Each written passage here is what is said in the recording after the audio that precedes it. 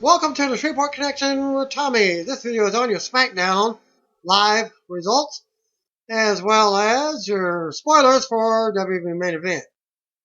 As I start off with normally, birthdays for Tuesday and Wednesday, October 5th and the 6th. October 5th, happy birthday Terry Runnels. She was born 1966. Happy birthday Zema Ion, 1986.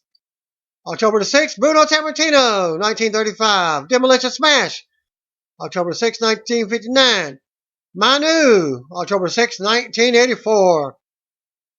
Daniel Bryan and Brie Bella are officially expecting. You know, they've been in the works of trying to make a baby. Well, guess what? They announced on EO Online, reported that the couple are expecting their first child, who is due in the spring of next year. It's and Daniel commented, "It's always been a dream of mine to become a." Actually, this was a Brie. It's always been a dream of mine to become a mother, Brie said. Now that it's finally real, it fills me up with so much happiness.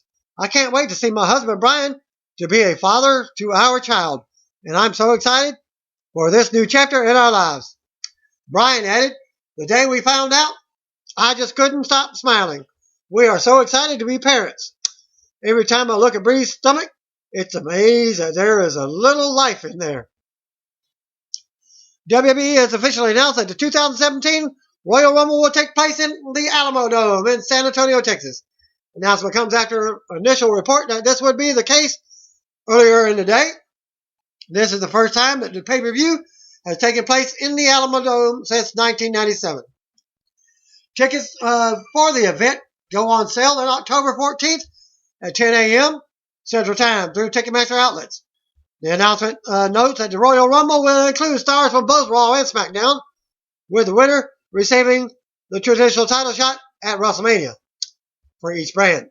15 guys Raw, 15 guys SmackDown. In a post on Twitter, Paige wrote that she needs to get her neck fixed and said her doctor gave her two options for the surgery. And I'll post a picture of what those two options are, and I'll even read it here. At Real Paige WWE, been quiet for a while. Time to get neck fixed so I can come back and kick some ass. So she is going to return to wrestling. Unknown for who. And thanks to the news from Wrestling Observer newsletter, Mark Henry and the Big Show have been transitioned into doing more public relations work for WWE instead of wrestling. But they will be doing more of this work and less wrestling going forward. Big Show has been working some live events, but hasn't been seen on TV since July the 4th. Mark Henry done some select live events, last appeared on TV August 1st. Also from the Wrestling Observer newsletter. Candace LeRae, the new wife of Johnny Gargano, might be headed to WWE very soon, as they are very interested in taking her. And she's now taking independent bookings from Orlando. So she's getting closer to WWE Training Center and a tryout soon. Eric Rowan, a.k.a. real name Joseph Ruud, R-U-U-D, underwent surgery to repair a rotator cuff on Tuesday. Dr. Jeffrey Dugas was scheduled to perform the surgery in Birmingham, Alabama on the morning of the 4th. Typical recovery time for a torn rotator cuff is 4 to 6 months. Here's wishing him the best in his recovery. As you probably heard by now, former WWE star Alberto Del Rio was allegedly involved in a knife fight this past weekend with a San Antonio driver who hit his car. See, this is not what the report said, that it was at a restaurant, as I did on the Monday night, on the Monday report. According to other reports, engaged him in a physical altercation that saw Del Rio hospitalized with multiple knife wounds, including a laceration on the side of his head. There have been some reports not 100% satisfied with the stories coming out of Del Rio's explanation of missing his AAA return on Sunday night. Pro Wrestling Sheet editor Ryan Satin, who has become a consistently reliable source of pro wrestling scoops since starting his site in 2015, noted on Twitter that he had spoken with Santino police since the alleged assault took place and was told they had no stabbing incidents. But how did he get the gash in his head? Could it be from the accident? Maybe. But unknown. And nothing from the arena all weekend. Were no means by attempting to start a witch hunt against former WWE champion. But this is not the first time Del Rio has no-showed an event. Just last year, he was in hot water with fans after inexplicably missing a charity event that was raising money for autism. After a deposit and first-class amenities had already been provided for his travel. According to Square Circle Sirens, WWE has interest in signing the wife of TNA superstar Eddie Edwards, Alexis Nevaeh. Alexis recently attended the New England Pro Wrestling Academy seminar that featured WWE's NXT William Regal and Oney Lorcan. She is said to have been one of the standouts. Alexis worked the 2015 TNA Knockdown pay-per-view using the name of Mercedes Steel and lost to Madison Rayne. As noted, WWE producer Jamie Noble was also hospitalized after he was stabbed 2 times early Wednesday last week inside a trailer park. Noble has since posted the following statement on his Facebook page, explaining the attack and asking fans for help in identifying the attackers. And a transcription of Noble's statement has been edited for language and grammar by PW Insider. I was obviously attacked in front of my yard, said. One coward got out of his car saying I pushed him off the road. I immediately apologized because I was on the road all week and just that night alone. I got off work Tuesday night and drove from Cleveland to Princeton. So I could have been tired and drifted over the yellow line. Nonetheless, I apologize and he could have called the cops. But no, that's not what happened. I pulled into my house and the car rolled up on me. The guy was talking and getting out of the car at the same time and said, "Shit, dude, if I cut you off, I'm sorry." At the point the first punch was thrown, it hit me. The guy got cocky and started talking shit like a punk. He tried a second shot and ended up on his head, and me on top of him, pounding the shit out of this troublemaker. At this point, the two opponents that he didn't see jump out of the car started in on me. I refused to quit, and unless Gibson meant unless the reporter, one pulls a knife like 3 on 1 wasn't enough. In the middle of the madness, one coward pulls a knife, stabbing me once through the back near my spine. The blade went between my ribs and my lung. I still tried to fight back, and then they tried to cut my throat. I was able to get them to miss the throat and rip my shoulder open. My girl busted out of the house, saving me from any more damage. I ended up in Princeton, but my lung is filling up with blood, and they need to medevac me to a big hospital. The weather was tough, so I had to ride the ambulance. The whole time bleeding out the inside, felt like I was having a heart attack. Got to Roanoke, Virginia, went straight to surgery. That was tough. Then spent 4 days trying to get my lung working again, walking around with tubes inside my chest. I've done that myself. I've had emergency lung surgery and had to have chlorine taken out of my lung and chest. Good news, I'm getting a little better every day. I will be back on my feet 100% soon. I need help from my Facebook family. I need you to share with everyone you can. Somebody who knows something or heard something, saw something that can help me get these criminals because the law isn't going to. Please ask, listen, anything that can help me. Just get me one name. Just one.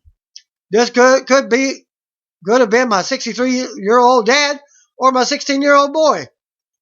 Can you imagine that? I can't.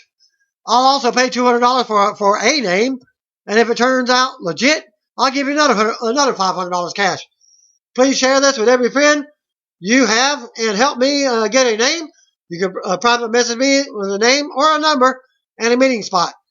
We have to get these guys.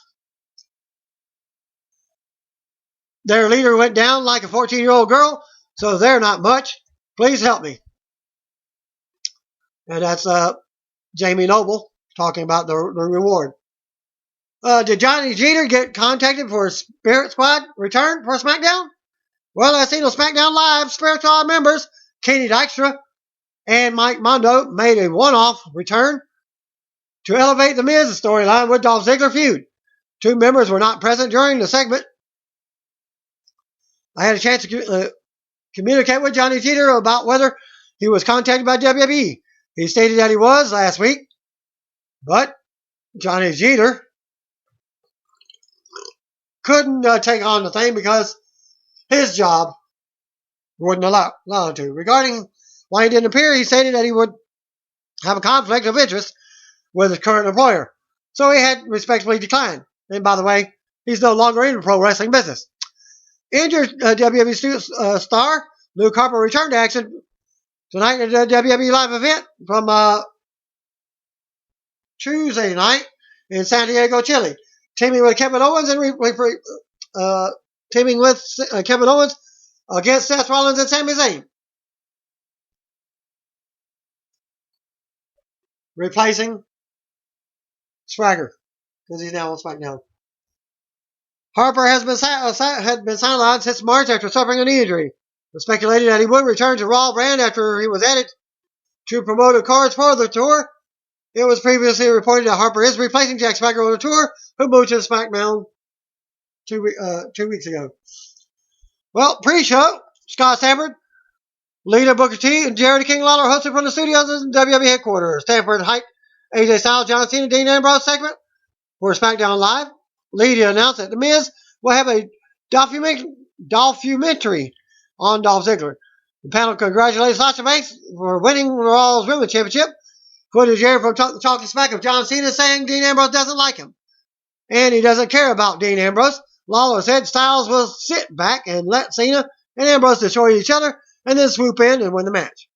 Panel briefly discussed the new Luke Usos and their upcoming tag title match with Heath Slater and Rhino. Next up was Randy Orton and Bray Wyatt feud. Lawler said that he is worried about Orton.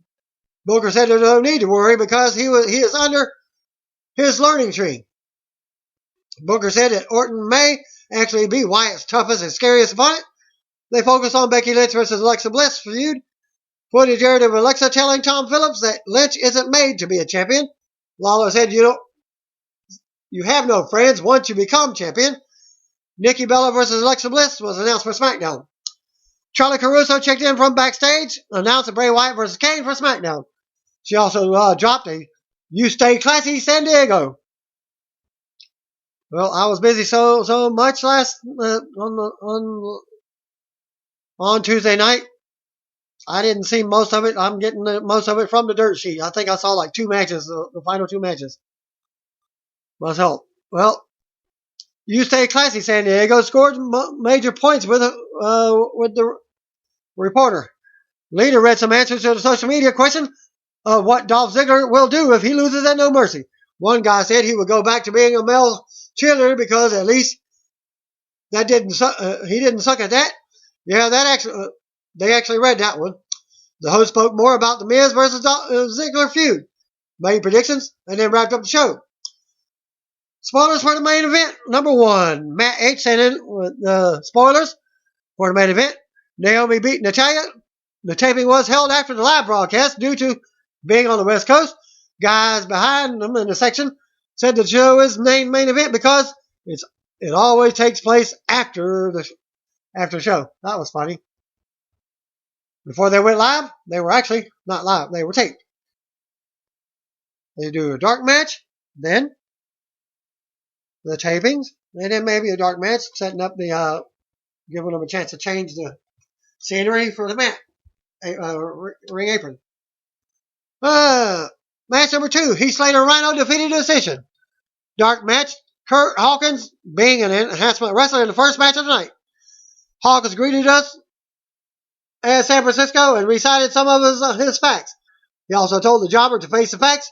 Hawkins won. John Cena defeated AJ Styles in a non-title match. Match was held after SmackDown taping before the main event taping. Cena won with a roll-up and celebrated like he won the title. However, AJ told him it was a non-title match. Cena hit the Attitude Adjustment. Randy Orton beat Bray Wyatt. This match closed the overall show. Orton received the pop of the night. And those two might have been the Dark Match main event. Thanks to Aaron Fielder, sending the following results for main event. Naomi defeated Natalya. SmackDown Tag Team Champions Rhino and Heath Slater defeated Ascension with a Gore on Victor. Live from San Diego for Live SmackDown. From San Diego, California at Valley View Casino Center. Show opened straight to the arena and Bray Wyatt made his entrance for a match. We now see bannered about his feud with Randy Orton and their match of No Mercy. Kane made his ring entrance. Bray Wyatt versus Kane after some early back and forth. Wyatt took control with a hard hour sweep into the corner, then applied a rear chinlock. Kane escaped the hold and hit the ropes, but ate a clothesline on the rebound. Kane got some offense after Bray missed a running senton and hit a sidewalk slam and a jumping DDT. Kane signaled for a chokeslam, but Wyatt reversed and hit a nice-looking Uranagi. Wyatt crab walked from the corner and then eyed Randy Orton on the Tron upside down. Orton said he was looking at the world the way Bray sees it, upside down. At No Mercy, he would turn his world right side up. He claimed he could play his game as well as he could. He told Wyatt to come find him. Kane sat up during the monologue and went for a chokeslam. He looked to have bitten his lip or tongue at some point because he had a fairly significant amount of blood running down his chin. Wyatt had dumped out to the floor and decided he wasn't interested in rejoining the match. The ref counted him out. Winner by countout, Kane. Backstage, Baron Corbin was interviewed and asked about Jack Swagger. He said he didn't know why Daniel Bryan signed him, but if he insisted on getting his business, he would have to. Jack Swagger interrupted. Corbin got in his face and said he would drop him where he stands. Swagger asked him if he wanted to finish this conversation in the ring and said he would find Daniel Bryan to make the match. Corbin agreed. Alexa Bliss versus Nikki Bella was advertised for later. Commercial break. Not a hot opening segment, but it was serviceable to start off tonight's story between Wyatt and Orton. Too bad about Kane's zip. It looked like it might be one of those annoying cuts on the corner of your mouth where you can't really do much eating or talking without a lot of discomfort. Wyatt wandered backstage and muttered to an imaginary Randy Orton that his time has come. Alexa Bliss made her entrance into the arena, followed by Nikki Bella. Carmella was already on commentary. Alexa Bliss versus Nikki Bella. They traded some strikes. Basic offensive start until Nikki hit a drop kick that sent Alexa out to the floor. Nikki then threw Bliss out into Carmella and then tossed her back in the ring. Carmella quickly interfered and the match was called. Winner by disqualification, Bella. Becky Lynch ran down to interrupt the two on one beating, and the heels were tossed out of the ring. Morrow said that they would sort it out during the break. So tag match was up next. Alexa Bliss and Carmella versus Nikki Bella and Becky Lynch. Carmella worked over Nikki on the mat and a Bronco Buster in the corner. She tagged in Bliss, who had double knees and recovered from a near fall. Carmella tagged back in, applied a rear chin lock. So then pulled the hair and taunted the crowd for some boos. She attempted another Bronco Buster, but Nikki avoided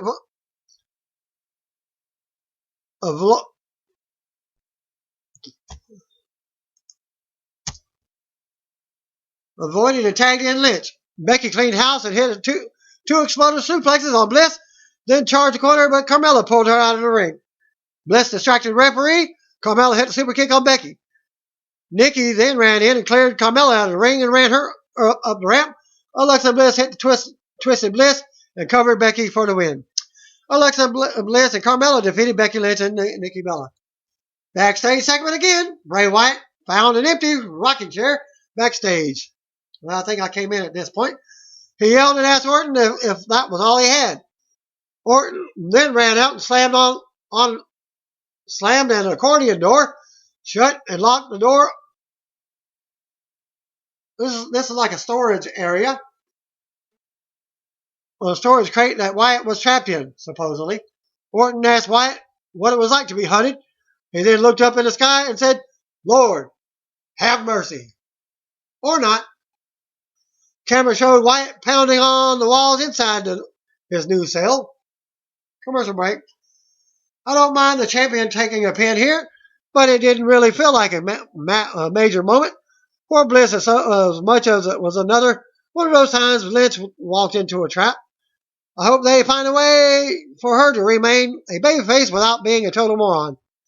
Because as a storyline crutch, it's pretty much out of gas. Daniel Bryan made his way out to the ring for the Susan G. Komen segment. Cancer awareness. Breast cancer awareness. In tow behind him looked to be a group of 4 cancer survivors, 4 of them. Bryan said that last night, WWE had the honor of kicking off their 5th year of working with Susan G. Komen. Bryan said this new campaign called More Than Pink, where it's about more than making donations. He then introduced 5 women, well, I seen 4 in the ring, I guess one was off camera, to a nice reaction, and said that they were women that had taken action in the fight against breast cancer.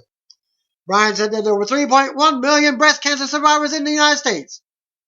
Bryan said heroes don't always wear capes, and asked if the women in the ring were heroes. Crowd, again, yes, yes, yes, yes. He then asked if these women were champions, and another one, yes, yes, yes, broke out. His music started early, and Bryan had to cut them off. Cut my music. Underneath the pink sheet in the ring, he uncovered at least 4 SmackDown Women's Championship replica belts, and gave each one a belt in the ring. Next up, we got Jack Swagger and Baron Corbin, was confirmed for later on in the show. Commercial break. While villains were already in the ring, as the Hype Brothers making their in-ring entrance. Mojo hit a scoop slam on Gotch, then hit a very theatrical fist drop. Mojo tagged in Ryder. The Ascension were shown loitering on the stage. Distraction allowed Gotch to take control, and he tagged in Ignis. He hit an exploder suplex on Ryder, then posed for the crowd. We then saw rapid tags from involved villains, and they isolated Ryder in the corner. Ryder hit a sunset flip on Gotch and was able to escape the grasp of Simon Gotch. He tagged in Mojo, who hit a pounce-type maneuver on Gotch. Ryder and Mojo then hit a hype rider from the top on Aiden English and picked up the pinfall win. Miz documentary on Dolph Ziggler was up next after a commercial break. A good effort, but neither of those teams has much momentum at the moment.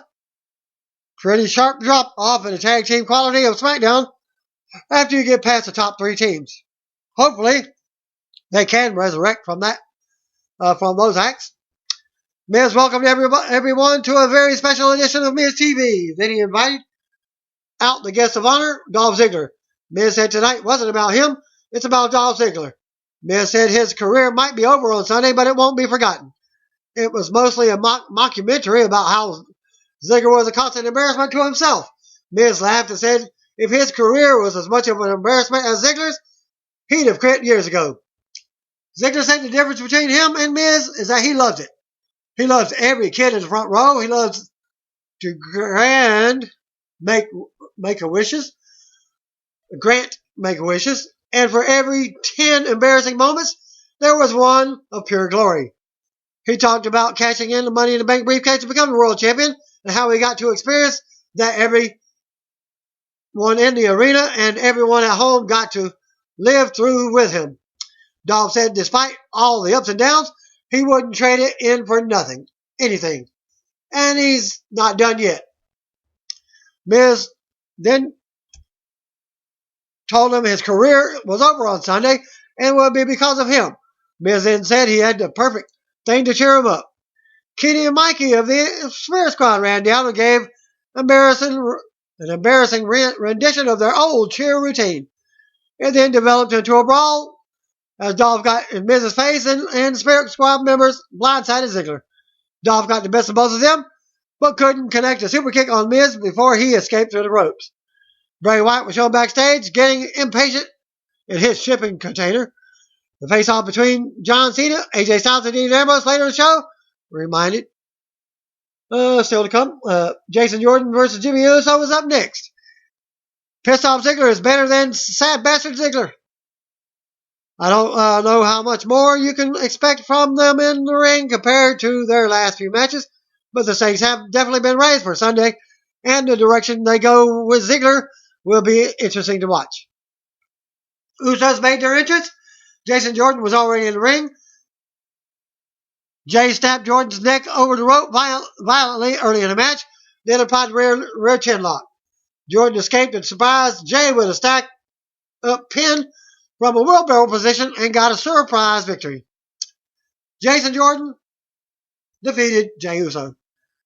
After the match, Jimmy Uso attacked Chad Gable on the outside. Jay hit a chop block on Jordan. Slater and Rhino ran down to make a save, and it appears that the Usos were attempting to injure Jason Jordan. The heels were cleared out of the ring, and John with Slater and Rhino as they walked away. Backstage segment, again, Bray Wyatt was shown singing to himself in his chair. He then switched gears and began to talking to Abigail, and said he was glad she was back, and he was ready to go home. Wyatt is interesting by himself. WWE would do well to eventually turn him babyface, as people are ready for it based on their reactions to him. Usos have been shining really good since turning heel. More great work from them there.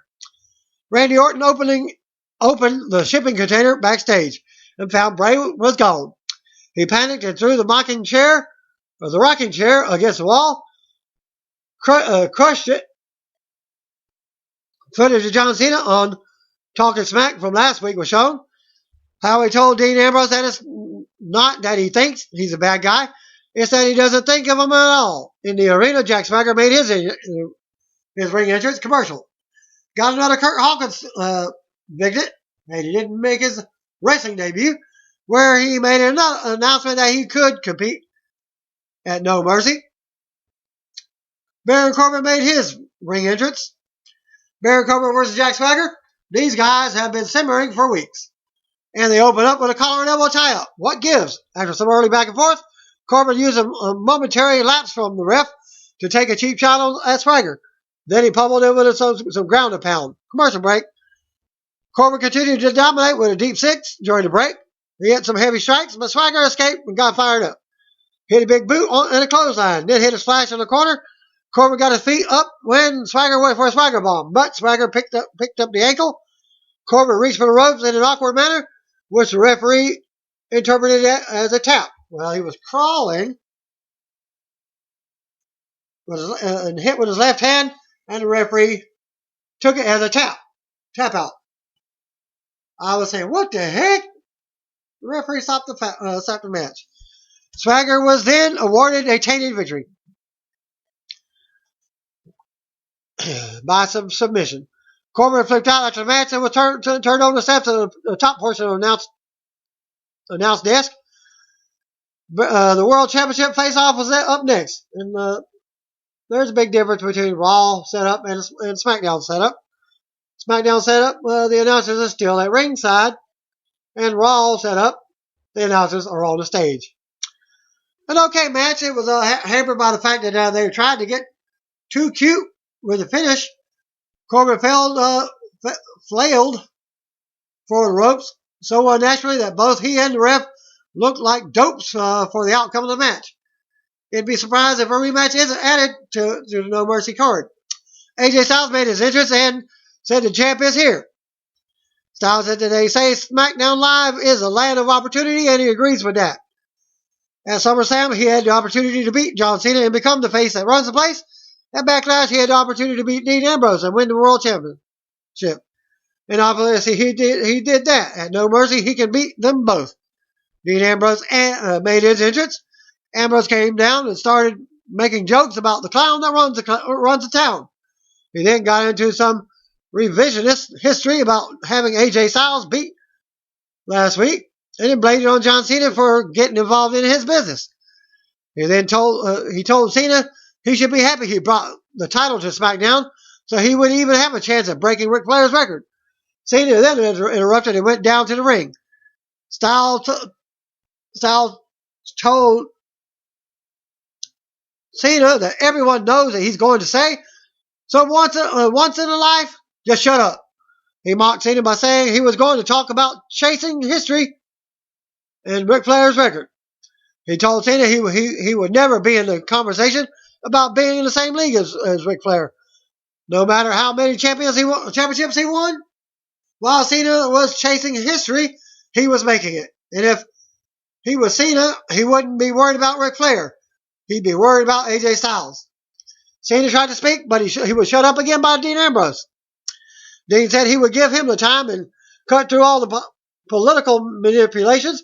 He said Cena would say that he needs to stop making excuses and put in the work, and somehow make him sound like the bad guy, even though he was one who got screwed out of 2 title shots. He said he's never been one to come in and kiss Cena's ass or ask him for advice or whatever it takes to get his respect. Dean told Cena that he was plastic and fake, and he tries to make himself sound like he's the hardest working guy in the company, but reminded Cena that Dean had the most matches in the company for the last few years. He told him while Cena was flying to award shows, he was fighting wars, and that he would be standing right in the corner while he played the part of being John Cena on TV. Cena said talk is cheap, and then tackled Ambrose. He then threw AJ Styles underneath the ropes out to the floor, nailed an attitude adjustment on Ambrose. Cena posed with the belt, but AJ re-entered the ring and hit a phenomenal forearm. He grabbed his championship belt and tried to leave, but was assaulted by Ambrose, who ended up hitting dirty deeds on the ramp and got the last word as the show went off the air. Hot closing segment, basically the best on the show, which shouldn't be surprising with all the star power. And this was not even a match, but it was the highlight of SmackDown. Ambrose was on fire here with his promo, and I stand by my thought that he should turn heel shortly. He's got a cocky swagger about him that will make him a very fun guy to watch if he's cut loose. Very similar to Shield. 2 of the members swapping gimmicks. Styles more than held his own with his part of the promo, and I think Cena did well just by wearing some good facial expression while these two were trashing his character. I expect Styles to retain on Sunday, but they've done a nice job making it seem plausible that this could go in any direction. What happened after SmackDown? Live and off the air, Dolph Ziggler and Randy Orton defeated The Miz and Bray Wyatt in the dark match main event of the night. After the match, Dolph Ziggler cut a promo on his hometown crowd and joked that if it's the last time he performs in the front of the Cleveland fans, the Golden State Warriors blew a 3-1 lead. What he means by that. Golden State was down 3-1, came back and won. So if they can do it, he can too. That concludes. Well, I was going to go with my own. That opinion was the reporters. I hate to say it, but I will go with Cena to win and become your 16-time world champion, unless he's already 16-time, and be 17-time. And he would tie Ric Flair.